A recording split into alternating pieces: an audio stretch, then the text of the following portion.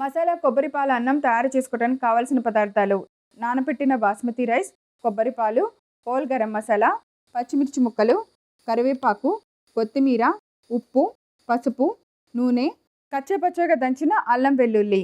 మసాలా కొబ్బరి పాల అన్నం తయారు చేసుకునే విధానం: ముందుగా స్టవ్ వెలిగించి పాన్ పెట్టి అందులో 2 కప్ వాటర్ వేసి మూత పెట్టి మరిగించుకోవాలి. మరిగిన తర్వాత మనం ముందుగా నానబెట్టిన బాస్మతి రైస్ వేసి మళ్ళీ మూత పెట్టి అన్నం ఉడికించుకోవాలి. అన్నం బాగా ఉడికిన తర్వాత మనం ముందుగా రెడీ చేసి పెట్టుకున్న కొబ్బరి పాలు వేసి కొద్దిసేపు మరలా కొబ్బరి పాలలో అన్నాన్ని ఉడికించి ఆ బౌల్ని తీసి పక్కన పెట్టుకోవాలి.